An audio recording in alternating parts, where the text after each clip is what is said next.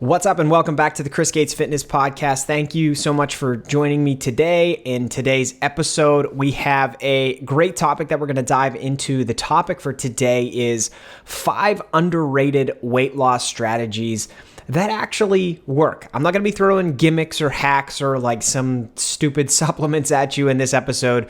We're going to dive into some strategies that are really, really effective. These are strategies I use with my one-on-one online fitness coaching clients.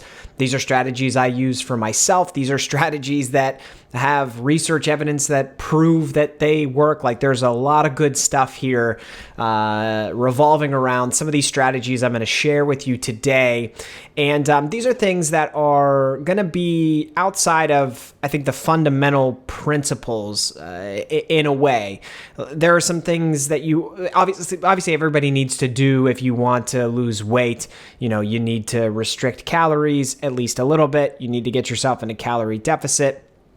You know, if you want to be maximizing your body composition, there are going to be different things you're going to need to do with your exercise program, with strength training and some cardio here and there, step count, like all this type of stuff. What I'm going to specifically focus on in today's episode are things that you can do from a nutritional perspective. So things that you can manipulate with your diet and with your diet strategy to make weight loss easier, more effective, more efficient. And these go, like I said, beyond just those core fundamental principles. I'm not going to spend, I don't know, however long this episode ends up being, half hour, 45 minutes, an hour. I'm not going to spend all that time just telling you about a calorie deficit. I think everybody probably knows that by now. And if you don't, there are a ton of episodes back in the podcast feed that you can scroll through and listen and learn about what that is, or you can go on my website and learn more about a calorie deficit. But I'm going to assume that you know you need to be in a calorie deficit. Beyond that, there are some interesting strategies and variables that you can manipulate in your diet to make progress and hopefully make the entire journey as efficient as it possibly can be. So we're going to dive into 5 underrated weight loss strategies that work. Before we do, though, I want to just give a quick plug here and a reminder that Training Camp is coming on August 7th. If you missed last week's episode, I gave a big announcement about Training Camp and what we're doing here. So I will rehash some of the details in case you missed that episode. But Training Camp is essentially a 90-day challenge. It's a 3-month challenge for you to work with me on a personalized training and nutrition program to get you set up for success, not only in the short term, but in the long term as well. And we're going to launch it on August 7th, which is right around the time when, you know, a lot of football teams are getting into training camp and gathering together to get in shape, to get their game plans in place for the season to come, put strategies in place so that they can be successful over the next 2, 3, 4 months of their seasons. If you've listened to this podcast at all, you probably know I'm a pretty big football fan. And if you watch the video episodes, there's a lot of football stuff behind me that you've seen before. So I love football. I thought it would be really cool to kind of like take that training camp concept that happens for those football teams, but apply it to you and make this the opportunity for you and I to get together to basically do the same exact thing. What we're going to do is prepare you for the most challenging time of year and really help you make progress in the back half of 2023 when most people are not going to make progress. Most people are not going to go into September, October, November, December with a plan. And that means they're probably going to fall in the same category of what most people end up doing, which is your health deteriorates. You gain more weight as you get into the holiday season and stuff like that. But we're not going to let that be you. So when you sign up for training camp, you're making a commitment to yourself that like this year is going to be different. This year, you're going to start to create those healthy habits that are going to allow you to make progress right now, but also allow you to maintain and sustain that progress long term so that you can continue to set bigger and better goals for yourself with your health and fitness. All right. So it's going to be a really fun opportunity to do that for yourself. Again, personalized training and nutrition program for you. I will coach you every step of the way. I'll set you up with everything that you need so that you can really just show up and put in the work and have confidence that what you're doing is going to work. And then obviously I'm going to be there every step of the way. We'll have weekly check-ins. I'll be there to answer any questions that you have along the way. You'll receive access to my client portal, which is a series of video modules that dive into different topics of training and nutrition to help you learn how to manage this stuff for yourself. In the spirit of training camp, there's going to be monthly challenges. So I am going to push you. I'm going to challenge you. I want you to develop healthy habits while you're doing this challenge. And so each month, there's going to be a challenge where you can basically work on your consistency in these different areas of health and fitness. And those that do the best, those that impress me the most, and those that really make the most meaningful change will have the opportunity to win prizes. And those could be new pieces of home gym equipment. It could be free fitness supplements. I'm going to be giving away some Amazon gift cards. There's going to be some other stuff involved. There's going to be a lot of really, really good items here that you can win while also winning with your health and fitness and making progress together. So at the end of it, there's also going to be an opportunity to continue after the 90 days, after the 3 months with one-on-one online coaching with me. I will have a few spots. It'll just depend on how things pan out by the end of that challenge. But there most likely will be some spots available for you if you want to continue as well. So enrolling in training camp is an awesome opportunity for you. I am unbelievably excited for it. And to top all of that stuff off, on August 7th, for a week there, August 7th to 14th, I'm going to be offering a 50% discount on your first month. So of those 3 months, of those 90 days, the first 30 days, the first month of those 3 months is going to be 50% off. So there's going to be an unbelievable sale so you can sign up for coaching at a much lower price than normal. And then you get all of those things that I just ran through as well. And last year we did this. It was a huge success. People that signed up and followed through on the commitment saw they lost a combined over 120 pounds, more than 34 inches off their waistlines. The people that I worked with also added literally hundreds of pounds to their squatting, their pressing, their rowing, their compound exercises, and their strength training programs. So it's not all about just losing weight, right? This is not a weight race. This is not a rapid fat loss race. This is a lifestyle change program, and it's a lifestyle change challenge for you. So whether you want to lose fat, lose weight, build muscle, whatever the case may be, we will be able to set you up with a program that works and then challenge you along the way to be consistent and establish these healthy lifestyle habits. So I'm really, really excited about it. Just giving you that date again. August 7th is the day that you can start to sign up. There is a link in the show notes to this episode to a article on my website that explains everything you need to know about training camp. So if you're interested in it, hit that link in the show notes and that will take you to more information where you can learn about the details of training camp, what you can expect, and then also on my website you can find where you'll be able to apply and get that 50% discount starting on August 7th. So good. You know what? Damn it. Great stuff is coming. I'm really excited about it. I hope you are too. And with that said, let's dive into the topic of today's episode, which again is 5 underrated weight loss strategies that actually work. All right, and I'm going to start this discussion off. There are a couple of things in this list that are topics or concepts that I've mentioned before. I haven't done full episodes on any of these topics, but there are some that I've mentioned here and there before. So what I'm going to do is start off with the concepts that I have rarely, if ever, talked about on the podcast. And the first one that I want to dive into in terms of underrated weight loss strategies that work is actually diet breaks. And just by hearing diet break, that sounds backwards. It's like, okay, we're trying to lose weight, so we're taking a break from our diet. And let me explain to you what a diet break is first. So a diet break, the name is pretty self-explanatory and straightforward. A diet break is where you take a break from being in a calorie deficit and consistently trying to lose weight.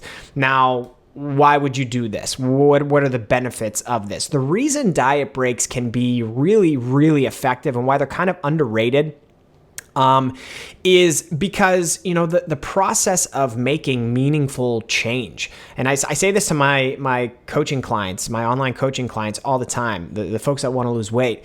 It takes a long time to lose weight and make meaningful, sustainable change. Like you can drop, I don't know, a bunch of water weight in 1 to 2 weeks, but that water weight is going to come back right after you get back to eating like you normally do, because you can't really make meaningful change in 1 to 2 weeks. And any weight that you lose that quickly is going to be primarily just water weight and other stuff.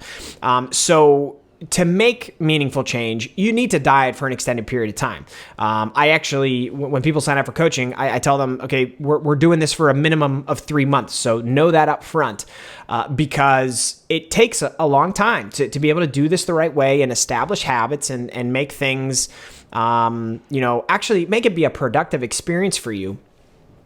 And so with that being the case, you got to be in a calorie deficit, which means you're going to have to manage your diet in a different way. And there's going to be a little bit of restriction involved, right? You're going to have to drop calories, which means you're eating less food. You're probably eating, whether or not you include all of your favorite foods in your diet, you can do that. But if you are, whatever your favorite foods are, you're probably eating them either less frequently or in smaller serving sizes, portion sizes.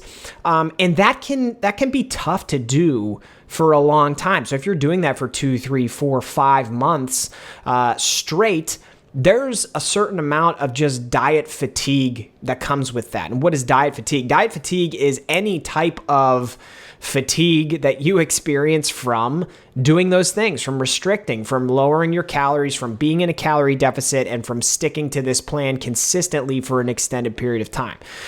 So, in terms of how that typically plays out, there's obviously the mental aspect of things. I think that's the biggest one, where diet fatigue mentally is like you just get burnt out on tracking constantly and constantly having to push certain foods away that you really want to eat.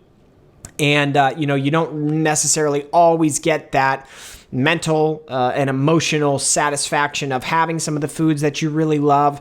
That adds up. That takes a lot. It takes a toll. It takes a toll on you. The more you diet, the longer you diet, and the more you're consistent. Now, from the training side of things, there's some fatigue there, right? When you're in a calorie deficit and you're continuing to train, and that can be with strength training or cardio, but typically if you're doing it right, you're doing both of those things.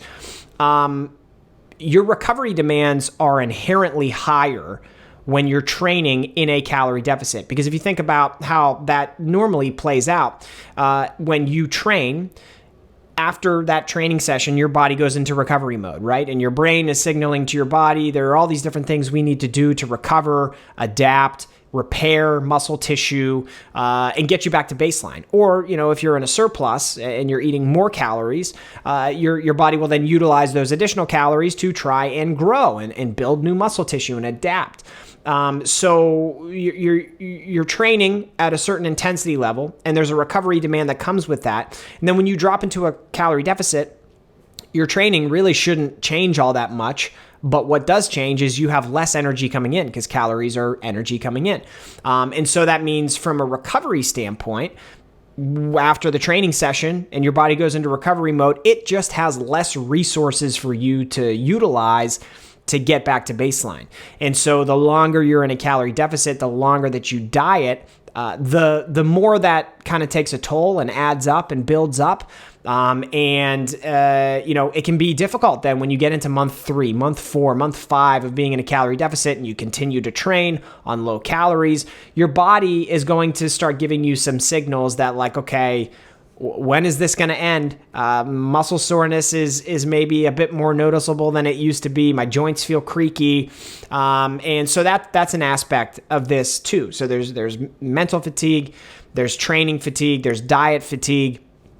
And when you have all of those things adding up, to bring it back to the point here, diet breaks can be a great opportunity to give yourself a break, give your body a break mentally, physically, emotionally, really across the board.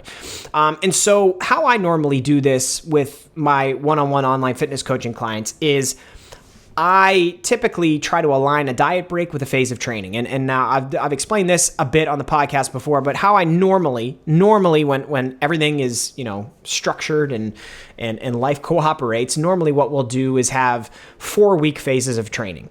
And so I'll have like a training block is normally around 8 weeks. And so within that training block, there'll be 2 different 4-week phases. And so what I like to do is take one of those 4-week phases, and when, if we're getting those signs and symptoms from a client where they say, okay, like, from a mental and physical standpoint, I'm feeling it, I could really use a diet break. Actually, you know what? That's funny, because a lot of times people don't come to me and say, I need a diet break. They don't even know what it is. But I'll kind of just like read and react to how the person is feeling and operating within their program. And if we see those things surface, then I'll say, you know what? A diet break might be a really good idea. And so we hit a diet break for around 4 weeks. We align it with the next phase of training. And what a diet break typically means is you bump calories up. You increase calories, normally back to maintenance. In some instances, it could even be beneficial to go into a very slight surplus. But normally what you would do is take wherever you are in your calorie deficit, bump the calories up to maintenance, and that person eats at maintenance for that phase of training. That's normally how I do it. And there's a number of different ways you can do it. You don't have to do 4 weeks. You could do 2 weeks or 1 week. Really, it's all very person specific and dependent on the scenario, but this is a good kind of like template that I can share. And normally I don't hit diet breaks with my clients unless they've been dieting for an extended period of time and I know that they've been unbelievably consistent. Because how some of this stuff plays out is it's hard to be in a calorie deficit consistently for 90 days, 120 days, 150 days. That's a long time to consistently be doing everything right. So when a person has truly done that, a diet break can be effective. Now, if you've been dieting, but across 1 month, you have like 2 weekends where you weren't really in a calorie deficit. You were probably at maintenance or maybe even a surplus because you went out, you had a bunch of drinks, you ate like pizza after the bars and stuff like that. Well, okay, you're probably not a candidate for a diet break. You probably, have been kind of doing intermittent diet breaks throughout your program. So that's an important distinction there. But let's talk about how this could be, set up with some hypothetical numbers. So let's say, and again, purely hypothetical numbers, don't take these numbers and use them. Let's say you were in a calorie deficit at like 1,700 calories. What we could do for your diet break is bump you up to whatever your maintenance is. So if your maintenance is like 22,000 calories, 2,100 calories, we would bump you up to those maintenance calories and we would continue essentially doing everything the same. You would continue training. The phase of training would continue on. You'd probably notice as that phase of training goes on that you have more energy because you're getting more calories, you're getting more energy coming in. And when you have those higher calories, when you go up to maintenance, it doesn't mean like you can abandon all structure. We still need to be structured. We still need to be deliberate with your decision making. But you're going to inherently have more flexibility in your diet to include some of those foods you haven't had in a while, have a bit more flexibility in your diet so that you can have an indulgence here or there. But really, the best way to do it is to more or less continue eating a lot of the same foods you were eating when you were dieting, but you can eat larger quantities of them, right? So we're still getting a lot of whole nutritious foods in your diet. Again, don't abandon all structure, but you're able to eat more of those nutritious foods, which means you're going to be feeling more full after each meal. And that's really nice from a mental standpoint. Like just that full feeling when you haven't had it for a while, it's very, very satisfying. And then you can sprinkle some of those foods in there that maybe you would consider an indulgence or two. So that's essentially how it would operate. And maintenance, bumping it up to maintenance is nice because when you bump it up to maintenance, a lot of people think like, oh, I'm not going to gain any weight. I will stay at the exact same weight every day moving forward. And I guess in theory, that's the goal. That's how we would like it to play out. But generally speaking, when you go from a calorie deficit to bumping it up to your maintenance level calories, by bumping your calories up to maintenance, you're going to have probably more carbs in your diet. You're probably going to have more sodium because you're eating more food, and those things are going to cause the scale to go up. You got to understand that because the scale is going up, it doesn't mean you've gained body fat. you're retaining a little bit more water because you have, a bit more of those resources coming into your body. And that's okay, because then ideally, if you do it right, you don't abandon all structure, you're deliberate with your decision making, you continue to eat a lot of the same foods that you already had been eating, but just in larger quantities. Well, then when the diet breaks over, we go back into your calorie deficit at the start of the next phase, you should pretty quickly see that type of water weight come off, and then you can just continue on with the process. And having that diet break is really, really beneficial to just give you a break. I mean, that's what it's designed to do. It gives you a break after an extended period of time of being in a calorie deficit. You're able to kind of shrug off some of those different types of fatigue, enjoy your diet a little bit more for a few weeks, and then get back into the process of being in a calorie deficit. So for extended weight loss phases, for extended calorie deficits, if you have a lot of body fat to lose, diet breaks are, I think, an underrated strategy and something that will set you up for more progress long term, as opposed to just trying to run your body into the ground and hammer away at a calorie deficit forever and ever and ever. That tends to be tough in terms of long-term progress, because if you allow yourself to get so burnt out on the process, there's a higher likelihood that then as time goes on, you get so burnt out, you get so much diet fatigue and physical fatigue and mental fatigue that you end up binging on a lot of those foods that you didn't allow yourself to have. And so then you gain a bunch of weight back because you were just too restrictive for too long. The diet breaks are a strategy that's rooted in sustainability. So it's going to take you longer to make the progress you want to make, but that's okay, because at the end of the day, like, you're not in a race. You're not racing anybody. If you're doing this for like a bodybuilding show or something, then maybe a diet break isn't the right thing for you to do. It just depends on, how that all maps out for you. But for like a lifestyle change, for sustainable change that you can maintain, diet breaks are really, really positive. And it's funny, there's like some research out there that suggests maybe diet breaks aren't effective. And I completely disagree with it, just because I've used diet breaks for myself and with my clients. And I find that, like, if you are somebody that's able to be responsible, and like I said, you're able to not abandon all of your structure, it can be a really, really effective tool. Okay, for underrated weight loss strategy that works, number 2, I'm going to kind of go in an exact opposite direction from diet breaks.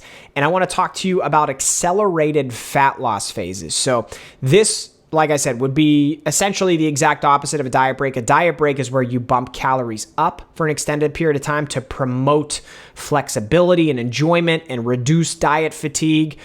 Accelerated fat loss phases would be where you cut calories low, and probably low to a point where you would say, okay, if I was to eat this many calories for an extended period of time, this would be completely unsustainable.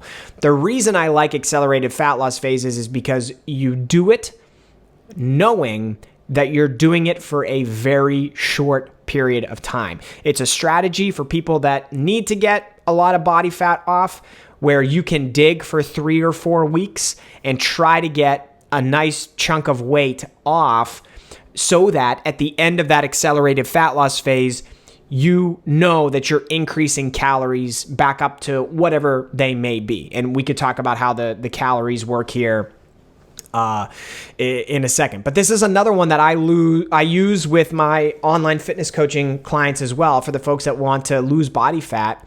And it's something that, again, it doesn't sound sustainable, but it is sustainable because there's an endpoint to it. And this is so distinctly different than what most people do in general with their diet when they want to lose fat, when they want to lose weight. Most people, if they want to lose weight, are just going to restrict as much as possible to see the scale go down as quickly as it possibly can, and to lose weight as quickly as they possibly can, so that they can just get back to eating the way they always did. And I don't like that. That it goes so against my coaching philosophy in terms of nutrition, because I think if you're going to lose weight, you should do so in a way that you can learn how to manage your diet long term. So that's why I don't like keto, I don't like carnivore, I don't like restriction diets, and I don't like, really like accelerated fat loss diets, because they inherently are going to force you to really restrict, cut out food groups. And that's not how you would normally eat, I wouldn't think. The vast majority of people aren't good at cutting out entire food groups or saying, I'm never going to eat some of these foods again for the rest of my life. It's just most people cannot or are not willing to do that. So what I would rather see everybody do is take a little bit longer to lose that weight and do it in a way where you can include a lot of the foods that you would like to have as part of your normal diet, but learn how to portion them appropriately, learn how to put game plans in place for yourself appropriately so that you can have a flexible, more sustainable diet.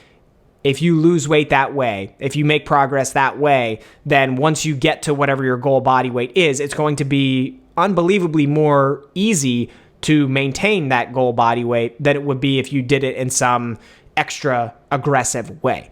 But I do these accelerated fat loss phases with my clients on occasion when it makes the most sense. And I'm actually having some of my clients transition into accelerated fat loss phases this summer because we know as we look ahead, a lot of folks are, parents, and it's an easier time of year to do it now because fall's going to come up soon and there's so many activities and things going on with the family.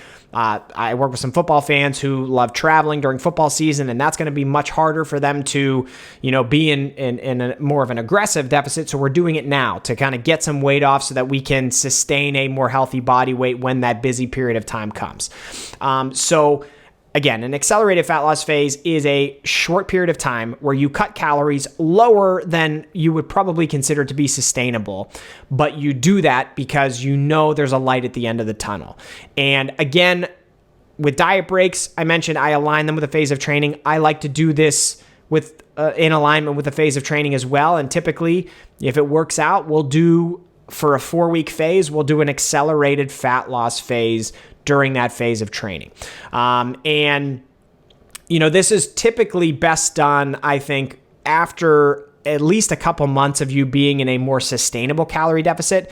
For most people, I wouldn't just throw you into an accelerated fat loss phase at first and then say we're going to back it off. I think that's a hard way to learn. That's a hard way to learn. I think it's a lot easier to learn by getting in a moderate calorie deficit, finding ways to make that sustainable, learn how to track your calories, learn how to hit your protein, learn how to incorporate some of the foods that you love while being in a deficit. And then once you do that and you start to experience some progress, then we can say, okay, we're going to hit a fat loss phase, an accelerated fat loss phase, but then see that, we're going to, on whatever the date may be, bump the calories back up. And then when we bump them back up, you're still going to be in a calorie deficit. That progress is just going to come more slowly. And that's because we want it to be sustainable. And I don't want to run you into the ground. And I don't think that's effective. That's typically how it works. And now something I like to do with my clients when we set up an accelerated fat loss phase is we do drop those calories to something that would be, much lower. But I like to have a couple of high calorie days in there. So across the week, a 7-day week, we may have 5 low calorie days and then 2 high calorie days. Oftentimes the high calorie days come best when, it's the weekend because that's normally when most people want to have a bit more flexibility. Honestly, it's not hard during the work week to keep your diet in check, I don't think, for most people. Because most people tend to have a routine where, when you're working Monday through Friday, you wake up in the morning, you have the same breakfast, you go to work, you have the routine that happens during work, you come home, you have dinner, you go to bed, and you repeat it day after day after day during the work week. But on the weekends, you wake up, you want to do stuff with the family, you want to go out to dinner, whatever the case may be, it's a bit different. The routine is different. So I think it's often easiest to have high calorie days on the weekend, low calorie days during the week, but you can honestly structure this however you want. So pick 5 days of the week where you're going to go low calorie. You can float 2 high calorie days across the 7-day week, wherever they're going to fit best for you. And to be clear, high calorie days doesn't mean you're in a surplus. High calorie days would probably be more of okay, where was your moderate calorie deficit, your sustainable calorie deficit before you hit this accelerated fat loss phase? Those would probably be your high calorie day numbers, and then low calorie days would be, 10, 15, 20% lower than those, depending on you individually. There are so many different factors that go into how you would set this up for yourself. So again, like we could throw out some hypothetical numbers. If your calorie deficit, your moderate calorie deficit is 2,000 calories a day, we might drop it in an accelerated fat loss phase. We might Monday through Friday drop that down to like 1,600. But then on the weekends, you get to go back up to 2,000 so that you're, still in a deficit, but you get a little bit more flexibility and can enjoy yourself a bit more on the weekends. So another underrated weight loss strategy, and it works, but I have to stress, this is for a short period of time. This is inherently unsustainable if you want to do it for any longer than like 4 weeks. I would not recommend that. But after you're in a deficit for a while, this can be pretty effective to structure it into your routine. And the last thing I'll say is, I mentioned for the diet break, you can't abandon all structure.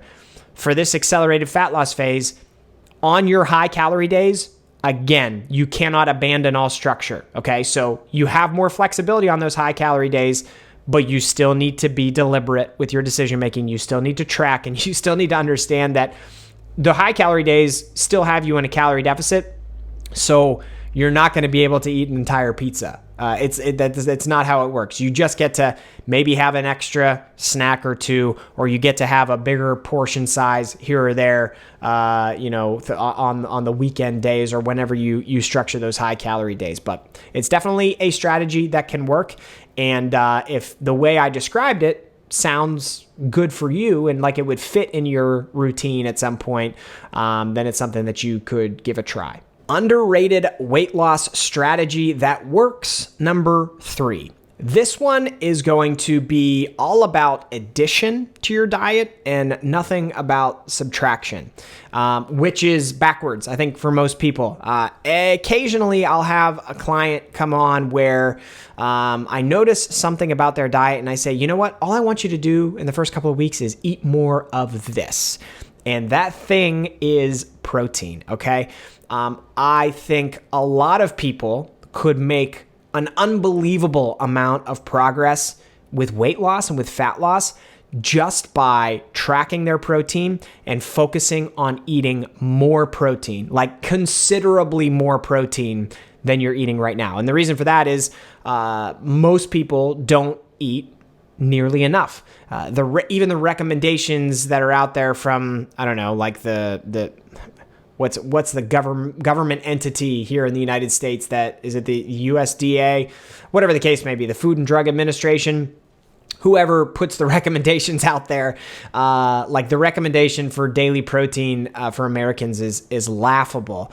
And I've talked a lot about protein recommendations and what your goal protein can or should be. For this strategy, for this underrated strategy in terms of eating more protein, what I would recommend you do is try and eat the goal, like the ultimate goal protein intake right off the bat. Normally, what I'll do with a client when they come on and we find that they don't eat very much protein is we'll slowly and incrementally try to tick that up over time. And that in and of itself is often quite challenging when you don't eat a lot of protein. But something that can be really effective is instead of focusing on all of the little details and minutia that you can with your entire diet, you want to lose weight, you're not eating a lot of protein, take your take your height in centimeters, whatever that number is. I want you to eat that many grams of protein every day and successfully do it. Like, do everything you can to eat that many grams of protein a day. I think I'm like right around 180 centimeters tall. So that would mean I would try to eat 180 grams of protein right off the bat. And what happens most of the time is that amount of protein is so much more than you're accustomed to that you get full and you eat less calories because you're trying to eat so much protein. Now, the reason that happens is because protein is so filling. Protein is the most filling macronutrient. I'm sure you've heard me say that on the podcast before. When you compare protein to fats to carbohydrates, protein is the most filling. We know that to be true. So obviously, the more protein that you're eating, the fuller you're going to feel in your diet. And that's really, really helpful when you're trying to lose weight and trying to lose body fat and get in a calorie deficit. So, if you're loading up on protein and that's so drastically different than your current routine, it's going to make you feel really full in the meals that you eat, which probably means you're not going to be so enticed to add in the fries or the tater tots or the dessert after lunch or dinner, whatever the case may be. You'll be so full on protein that you'll feel satisfied and you won't need to eat more, which will inherently lower the calories that you're eating on a daily basis. Can be very, very, very effective, okay? Underrated. Most people don't think, I want to lose weight, I should eat more of something.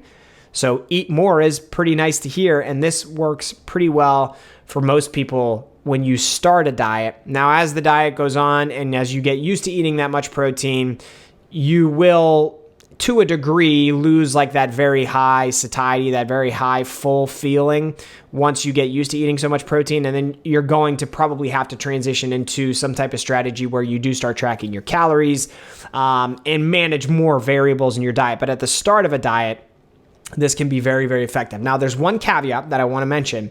And when you do this, if you do this, one thing that you should focus on is making sure that the protein sources you eat are those lean protein sources. And another way to say that is probably limit the amount of protein you eat from like red meat or other fatty cuts of meat, because protein sources, the easiest way to get protein in is by consuming animal protein. So chicken, beef, fish, just animal protein. And there are so many different varieties of animal protein that you can eat. Some of them are very fatty. And when you have the fattier versions of those protein sources, fat, it's calorie dense, so it's going to add up in calories. And that can make this strategy not work as well if you're constantly eating 80% lean ground beef. There's a lot of fat that comes with that is going to increase the calorie content significantly more than it would if all of that protein was coming from, like a lean chicken breast. So lean into the lean cuts of protein in terms of animal protein. Don't try to do this with just supplements. It's not going to work. If you're just drinking 180 grams of protein from shakes, you're not going to feel full. It's also going to just be, that's, I think, in a number of ways, not very comfortable, right? So we're trying to eat our protein here, and I want you to eat that goal number, that optimal high number of protein. Again, your height in centimeters, that's how many grams of protein you should eat a day. Again, another underrated weight loss strategy that can work, and this one especially is effective at the very beginning of a weight loss diet. All right, this next one, underrated weight loss strategy that works, number 4, is it's kind of the flip side of, well, I wouldn't say it's the flip side of number 3. It'll build on number 3. So focus on adding more protein. This one, underrated strategy number 4, is to focus on not only protein, but fiber and water as well, and make those the pillars of your diet. There's a lot of research backing this strategy of not only focusing on eating more protein, but also more fiber and just water content. And by water content, I mean not only drinking water, but foods that have water in them. So we know protein is filling, and I just walked you through that, so I won't hit on that again. Fiber is also very, very filling, okay? It's very similar to protein in terms of the more protein you eat, the fuller you feel. The more fiber you eat in your diet, the fuller you feel. And it seems like there's almost like no limit to fiber in terms of how much fiber you can eat and how much it can benefit your health. Fiber is very, very good for you, okay? Now, depending on each individual, a certain amount of fiber may result in some GI distress if you eat too much of it, so that's something to pay attention to. But fiber is very, very filling. Fiber comes in most fruits and vegetables, which is the easiest and most enjoyable way to consume it. Kind of like with what I just said about protein, where I don't want you having all of your protein in supplements and shakes. I don't want you supplementing fiber, okay? I don't want you, what is it? Like, man, I forget the fiber. There's fiber supplements out there. I can't remember the name of it right now. But I don't want you getting a lot of fiber in that way. I want you eating lots of fruits and vegetables. Now, the way this works, and it's kind of like logical, no nonsense stuff. The more fiber you eat means you're probably eating more fruits and vegetables. Fruits and vegetables are very high volume, which means you can eat a lot of them for a very low amount of calories. So you can fill up on those foods, not log all that much in terms of calories, feel very full. Can you see how that would be helpful? It's pretty, like I said, logical stuff here. More fruits and vegetables equals an easier diet. And fruits and vegetables are honestly delicious. Like, it's not hard to eat them. A lot of adults choose not to, and it's ridiculous because, like, you're an adult. Eat your fruit, eat your vegetables because you're supposed to. But I love doing this in my diet with, like, I'll eat whatever the main course is, and then I will allow myself to eat as much as I want of vegetables and fruit after I eat whatever that main course is. And I don't even track them. Like, I don't even track my fruits and vegetables. And it's just unbelievably easy for me to manage my weight because I feel full and satisfied all the time. I love filling up on fruit. If you follow me on Instagram, you see, like, almost every day I post my fruit bowl, which is normally strawberries and blueberries and apples and pineapple and all this good stuff. It tastes phenomenal. And it barely makes a dent in terms of calories. You're getting, obviously, a lot of vitamins and minerals and nutrients that can support your overall health. And again, full of fiber, so it's going to increase the fullness of that meal. So you're able to kind of, the strategy I love to use is, like, tack that onto the end of your meal. So if you're having a protein source for the entree of whatever you're eating, after you're done eating that, eat as much fruit and as many vegetables as you want until you feel full, and that's the end of that meal. And you don't have to track the fruits and vegetables because they're barely going to make a dent anyway. I love that. Now, additionally, water is something that increases fullness, and there's lots of research to show that as well. Now, an easy way to do that is drink a lot of water throughout the day, and you should be doing that because hydration is very, very important, especially if you're trying to lose weight. Making sure you're hydrated, in particular during these hot summer months, is something that's going to benefit you. But water can increase fullness. A strategy I really like to use is before each meal, drink a big glass of water, and then at the end of the meal, drink a big glass of water. In between, take sips as needed to help you get the food down and digest it, okay? But additionally, there's lots of different foods that come with water content, and I just talked about a lot of those. So once again, fruits and vegetables are high in water content. And that, I think, if it doesn't make sense, just think about, like, any fruit, you can squeeze it and get juice from it, right? There's lots of water in that fruit, which is, in addition to the fiber, part of the reason it makes you feel so full when you eat it, okay? So fruits and vegetables are the same. If you bite into a salad, most of the time there's, some water in those leafy greens, or if you put, like, peppers on there, cucumbers, really anything that you could put on a salad, any types of vegetables, they're going to come with a little bit of water content. Water makes those things grow, right? So it's part of the dish, if you will. That can help make a meal very filling as well. So protein, fiber, water. You can track those three things, or you cannot track them, but if you prioritize them, you are probably easily going to see your weight go down because of the fullness factor. Those are the three pillars of a filling diet. And so if you can get as much protein, fiber, and water in your diet as possible, you are most likely going to see your weight trend in the direction that you want to go if you have a weight loss goal. So that's, like I said, building on the protein strategy. That was strategy number 3. If you want to take it a step further, maybe you don't have to eat that 180 grams, 200 grams, whatever it is of protein. Maybe you can eat a little bit less protein, but incorporate more fruits and vegetables and water into your diet. And it can be just as effective, and you could see the weight come off, pretty efficiently. Okay, underrated weight loss strategy number 5. That works. This is one I've talked quite a bit about on the podcast before, but I couldn't do this episode without including it. And this, underrated strategy is calorie cycling. It's kind of a great combination of everything we've talked about so far. But what calorie cycling is, if you're not familiar, is a strategy where you are regularly having some combination of low calorie and high calorie days across the week, each and every week. And this is different from an accelerated fat loss phase, where I mentioned in the fat loss phase, you have high and low calorie days. Those high and low calorie days, whatever the goal is in terms of your calories, you are always going to be in a calorie deficit. Calorie cycling allows you to be in a combination of a calorie deficit and maintenance and even a surplus throughout the week if you want to, in order to make your diet as flexible as it possibly can be. And so a way you could manage that, is Monday through Friday. Again, like I mentioned that earlier in this episode, where I said it's easiest to be in a routine and manage a calorie deficit. So you could be in a calorie deficit Monday through Friday, and then allocate some of the calories that you've saved by being in a deficit to Friday or to Saturday and Sunday, to your weekend, and allow you to potentially eat in a calorie surplus on the weekend. But for the week, really what we're looking at with calorie cycling is your weekly calories. For the week, you are in a calorie deficit, okay?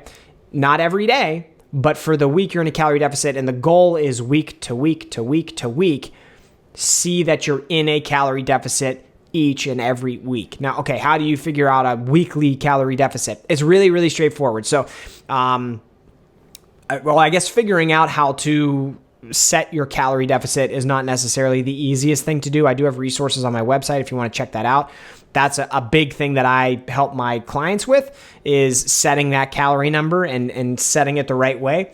But once you figure out what your calorie deficit calories are, let's use 2,000 just because it's a simple number.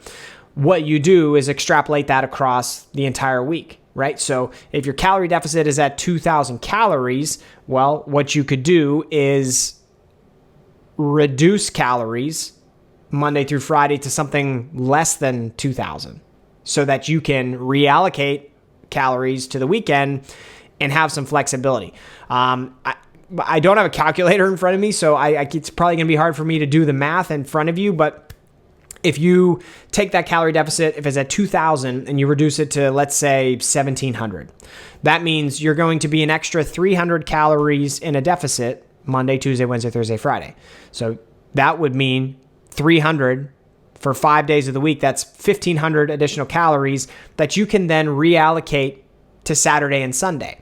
So if you're 1,700 calories Monday through Friday and you have 1,500 calories that you can put on your weekend, you could be eating like 2,800 calories on Saturday and Sunday. That would probably, most likely put you in a calorie surplus, but for the week, you hit your daily or your weekly calorie goal, right? Which is, in this case, 2,000 across 7 days would be 14,000 calories. That's really what you're looking at. So whatever your calorie deficit number is, you multiply that by 7, and then that resulting number is your weekly calorie goal, your weekly calorie deficit. So if it's 2,000 times 7, 14,000 calories is what you want to end up eating by the end of the week. And however you get there is however you get there. So you could do 2 high days and 5 low days. You could do 4 low days and 3 high days. You could do a high calorie day every other day. Like, you could set that up in any way, shape, and form that you want to, as long as at the end of the week, you are hitting 14,000 calories. If you do that, you will make progress just like everybody else. Now, the one thing to keep in mind is when you have higher calorie days as part of your calorie deficit, there are some funky things that will happen in terms of the scale, okay? And the scale is not always the best way to measure your fat loss progress, which is why I have all my clients take progress photos. We do waist measurements, because if you think about it, like, let's just use that first example that I gave where you're eating low calories Monday through Friday, and then you have like 2,800 calories on Saturday and Sunday. Well, you're going to have more food weight in your system because you ate so much more food on the weekend that the scale on Monday and Tuesday, maybe even Wednesday, is going to be up. It's almost certainly going to be up because you have more food weight in your system. You ate more carbs. You had more sodium. You're retaining more water. You got more glycogen in your muscles. Like, there are so many things that happen when you eat more calories that the scale is going to get funky. Okay. So you have to understand that about this strategy, that it's going to make that a weirder thing to track. But if you're focused on long-term, if you're focused on that long-term trend, you should still see your progress over time track in the direction that you want it to go. There's just going to be a lot more peaks and valleys there than you probably would have if you did a just regular daily calorie deficit. Okay. So calorie cycling, I really love it. I do it with my clients all the time. We don't necessarily do it on, like a consistent basis. Some of my clients do it on a consistent basis. Normally what we'll do though is look ahead. Look at the week ahead and talk about, okay, you have a trip coming up Thursday through Sunday. All right, what we're going to do is make Monday through Wednesday low calorie days so that you can have a bit higher calorie days Thursday through Sunday. And Thursday's a travel day, so we'll only make it slightly higher calories. Saturday and Sunday, or Friday and Saturday, are going to be your big days out where you're going to be out and about in the town on your vacation. You want to try different foods. Okay, we'll have those be the very high calorie days.